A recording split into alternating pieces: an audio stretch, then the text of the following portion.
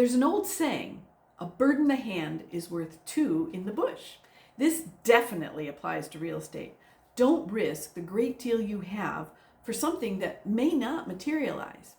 Hi, I'm Nancy Karp, and this is another story from the home front. My job is to help my clients make good decisions, but they don't always take my advice.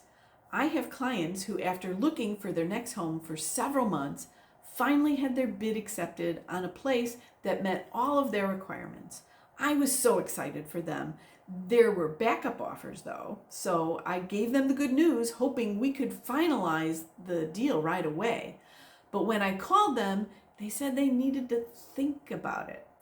It seems they had found another property with the same floor plan in the same area that was being sold by owner, a FSBO. They didn't know what the asking price was going to be for the FSBO, but they were confident that they would save money and it would be less than this new deal that we had in front of us. They couldn't see the FSBO for a few days, and the sellers of the first property had backup offers, so we couldn't stall them. We really needed to finalize the contract the same day. So my buyers decided to take a pass on the deal we had just won. At first, I was speechless, and then I, of course, expressed my concern. They didn't know the condition of the FSBO. Meanwhile, they could move right into the other property. They didn't know the asking price of the FSBO. In my experience, FSBO deals are often very difficult to consummate. My buyers had to make a quick decision, and they weren't going to get a second chance on the property with the accepted offer. By the time they saw the FSBO, the first one would definitely be gone.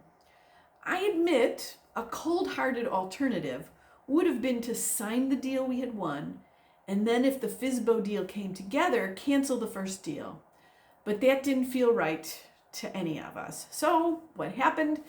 After they saw the FSBO, my clients learned that those sellers wanted even more money than the deal we had forfeited. And of course, my clients didn't want it at that price. They tried to negotiate a lower price, but the FSBO sellers were very firm. So very sadly, my clients were back to square one, looking all over again.